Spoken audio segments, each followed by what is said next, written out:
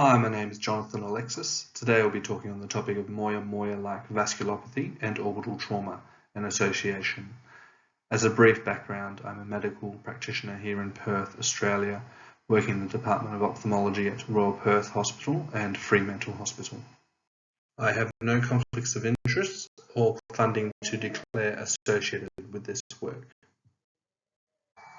Typical moya-moya disease, as a brief overview, involves the extensive stenosis of blood vessels of the anterior cerebral circulation, including the terminal carotid, anterior cerebral artery, middle cerebral artery, and cervical villus. There are extensive stenoses of these vessels, with the development of collaterals from the lenticulostriate, middle meningeal and peel blood vessels, and the formation of these collaterals, blood vessels, are fragile. Typically, moya-moya begins in childhood, and the first presenting symptoms as a stroke or cerebral hemorrhage. There are extensive genetic associations, particularly with neurofibromatosis type 1 and ACT2 mutations, to name a couple. The idiopathic form is known as moya-moya disease. A genetic analysis of the Asian population has shown an association with the RNF213 gene, and this has been shown to increase the risk of for moya-moya by 48-fold, and is found in 95% of patients with familial moya-moya, 73% of patients with idiopathic moya-moya, and in 1.4% in the normal Asian populations.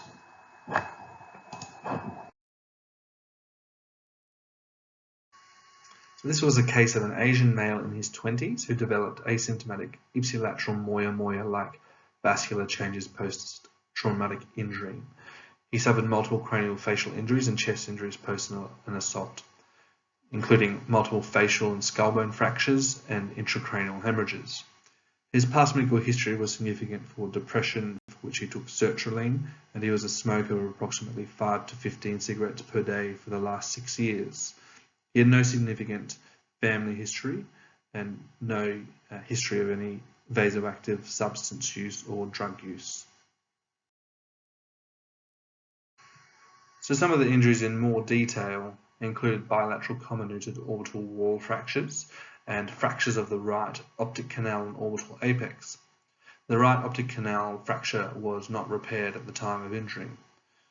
This is a CT scan of the right optic canal fracture. As you can see in image A, this is a 3D reconstruction showing the right optic canal, which is the arrow, and fractures traversing through the optic canal, which are the 3 white stars.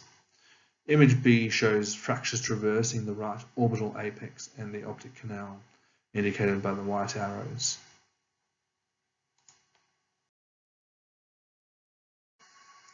Initial examination showed a visual acuity which was reduced in the right eye compared to the left, showing 6/36 of I.S. Snellen chart and 6/9 in the left eye.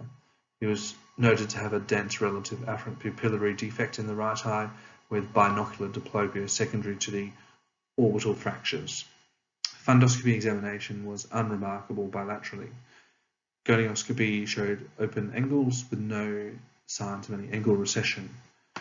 Further investigation with optical coherence tomography showed evidence of right optic disc swelling relative to the left eye, with an average retinal nerve fibre layer thickness of 132 microns in the right eye and 112 in the left. Humphrey visual field testing showed gross field loss in the right eye and was unremarkable in the left. Based on these findings, he was initially provided with a provisional diagnosis of traumatic optic neuropathy in the right eye. After his initial injury, this patient continued to have follow-up in the eye clinic over the next 18 months. His injuries, including his orbital fracture and facial fractures, were surgically repaired. He did not receive any steroid therapy for the presumed optic neuropathy at the time, and did not have any surgical repair for the optic canal fracture. On subsequent follow-up visits, it was noted that his visual acuity in his right eye, measured by a Snellen chart, had continued to improve, improving to 6/9. His intraocular pressure always remained within normal limits. It was also noted that he had marked improvement in his Humphrey visual field testing, which showed no significant residual deficit. At his 8th-month review, he was noted to have progressive optic disc cupping in the right eye, and this was evidenced on further investigation with optical coherence tomography, which showed a retinal nerve fibre layer thinning in the right eye from 132 microns at initial presentation, stabilizing at 73 microns. This is an image of the optic nerves taken at the time.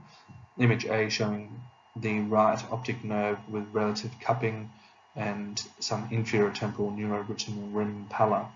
Image B showing the left optic nerve, which looks relatively healthy. The cup-to-disc ratio on clinical examination was reported as 0.7 on the right and 0.3 on the left. There were no clinical features on examination suggestive of a secondary glaucoma, and the visual improvement ruled out glaucoma as a cause, as this is not a reversible optic neuropathy. Subsequent to this, an MRI was requested to assess for secondary causes of optic disc cupping.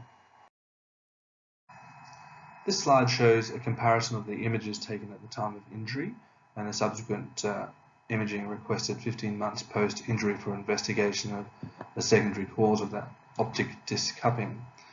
The images in row A are from a CT angiogram, and this shows normal bilateral internal carotid arteries and a normal right cerebral artery vasculature indicated by the white star.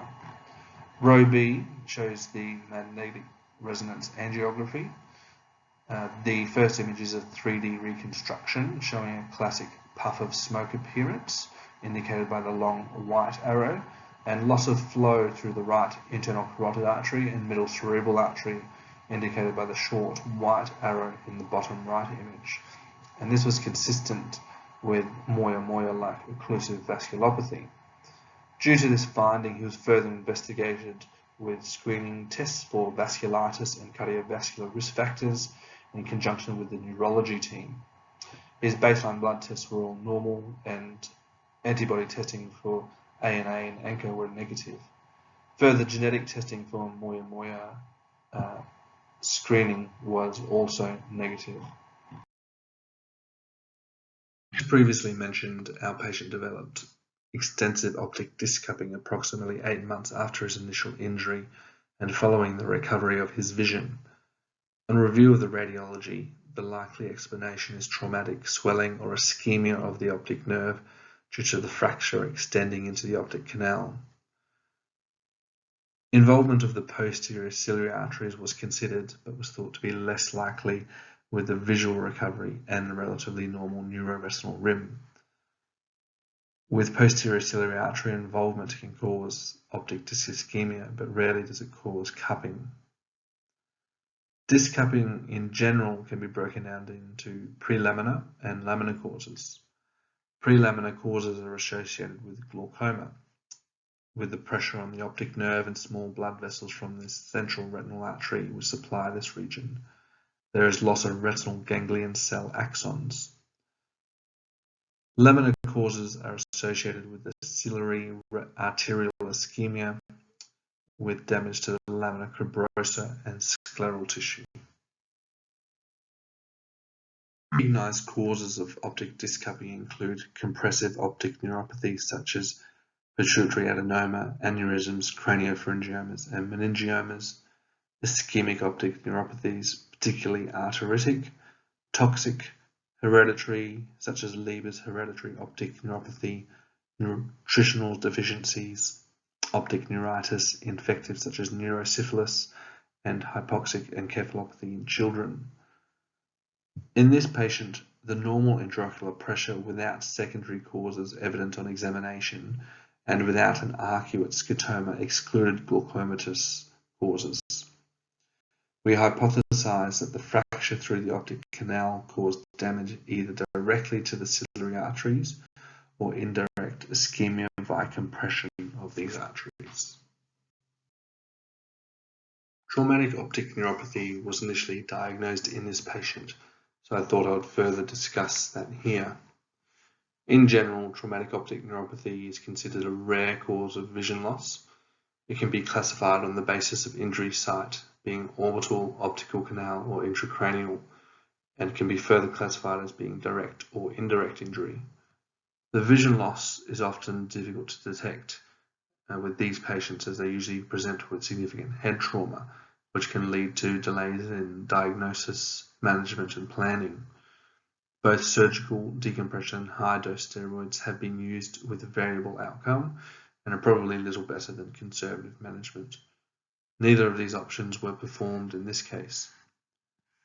The traumatic orbital apex syndrome is important not to miss and involves fracture of the superior orbital fissure, optic neuropathy, and multiple cranial nerve palsies, including 2, 3, 4, 5, and 6. Importantly, the orbital apex syndrome involves the optic nerve, which helps to distinguish it from cavernous sinus syndrome.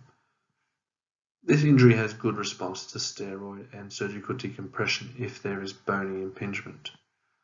Our patient did have a superior orbital fissure fracture but lacked the clinical features of an orbital apex syndrome. The fracture, as you can see in this image provided, traverses the medial orbital wall and posterior ethmoid air cells immediately proximal to the optic canal, and therefore the force of injury has traversed the orbital apex. There was no fracture at the osseous margin of the superior orbital fissure, nor displaced osseous fragment impinging upon the fissure. There is only one reported case of traumatic optic neuropathy that we could find with optic disc cupping, and this case reported an airman who had a traumatic optic neuropathy secondary to medial orbital wall fracture from baro trauma. In the next few slides, I will discuss in more detail the findings of moya-moya-like vasculopathy in this patient. As idiopathic moya-moya is developmental, the embryology of the cerebral vessels may be the key to understanding their unique susceptibility, and I'll briefly go over the embryology here. The embryology of the vasculature is exceedingly complex, and there's some controversy. The most widely accepted is Paget's view, which is the dorsal and ventral ophthalmic arteries develop first, and they, together with the primitive maxillary artery, fuse to form the hyaloid artery, part of the ophthalmic artery formed by fusion of a number of primitive arteries that regress. The second segment of the ophthalmic artery is the result of the combining of the dorsal and ventral ophthalmic arteries with the supraorbital branch of the stapedial artery.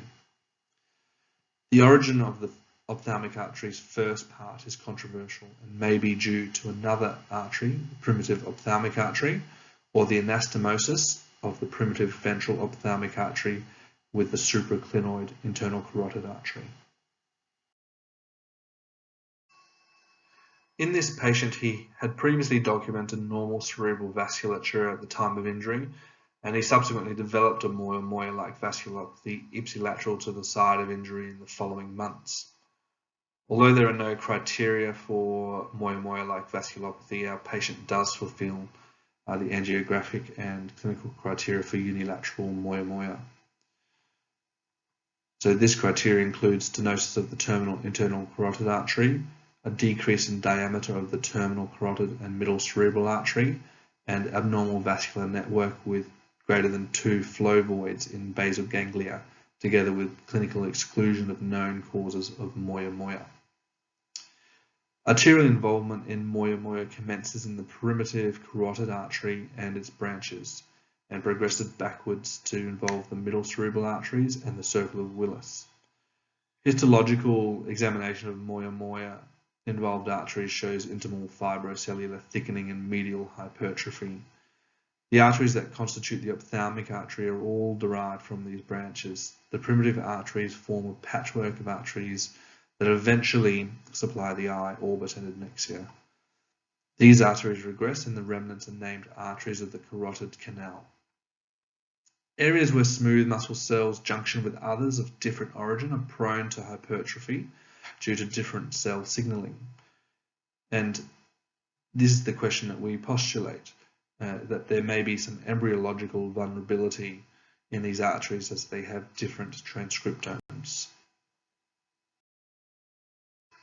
The cause of typical Moya-Moya syndrome has not yet been identified. It is likely that both inflammation and autoimmune mechanisms are involved in its development.